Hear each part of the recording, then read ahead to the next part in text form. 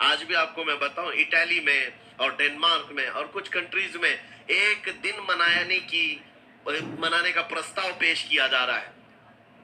یہ نہیں کہہ رہا ہوں ریچرڈ کا یا ریمونڈ کا، کوئی جو بڑے بڑے ان کے سپہ سالار ہیں، ان کا ایک دن منایا جائے گا، جن کو مطلب کوئی بہت بڑا نوبل پرائز ملا ہو۔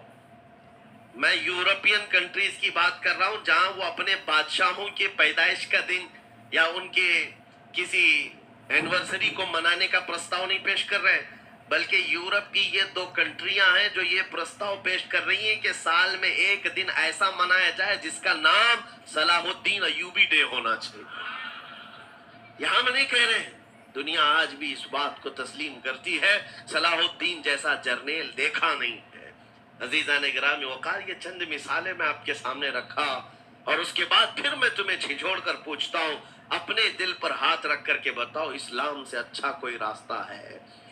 قرآن یہی کہتا ہے وَمَن يَبْتَغِ غَيْرَ الْإِسْلَامِ دِينًا فَلَن يُقْبَلَ مِنْهُ، جو اسلام کے علاوہ دوسرا راستہ لے کر کے آئے گا، قیامت کے دن اس کا کوئی قبول نہیں کیا جائے گا، نہیں قبول کیا جائے گا، بلکہ وہ سب سے بڑے گھاٹے میں ہوگا، آخرت کے دن خسارہ اٹھانے والوں میں ہوگا۔ آج تمہارے پاس وہ عقل سلیم اللہ تعالیٰ نے دیا، جس کو تھوڑی بہت شدھ بدھ ہونا، عقل کا استعمال کرتا ہو، وہ بھی اسلام کے متعلق سوچے گا کہ میرے دین میں اتنی اچھائیاں ہیں، آج تک رب تعالیٰ نے مجھے یہ پیشانی کسی کے سامنے جھکنے نہیں دیا۔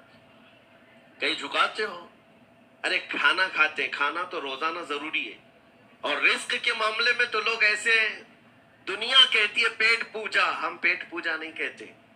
کھانے کے لیے بعض لوگ کہتے ہیں نا پہلے پیٹ پوجا ہو جائے، پوجا کا لفظ ہی ہم استعمال نہیں کرتے۔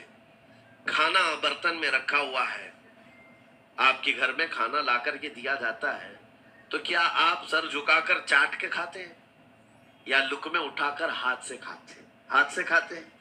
باقی جانوروں کو دیکھو، بکری کھاتی ہے منہ جھکا کر کھاتی ہے، بیل بھینس وغیرہ سب سر جھکا کر کے کھاتے ہیں، رزق کو چاٹ کے کھاتے ہیں، ان کا سر جھک جاتا ہے۔ لیکن تمہارے سر کو رب نے اتنا محترم رکھا کہ روز جو تمہیں رزق کی ضرورت ہے اس کے سامنے بھی مت جھکاؤ۔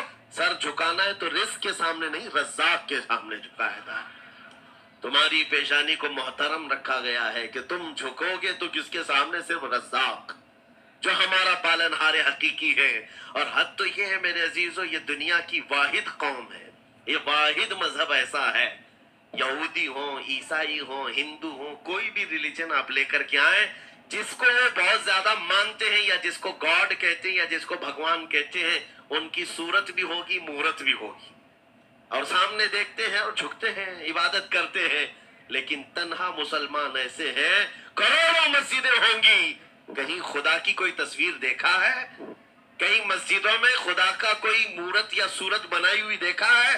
نہیں ہے۔ یہ واحد قوم ہے جو بن دیکھے مولا کی بارگاہ میں سجدے میں جھک جاتی ہے۔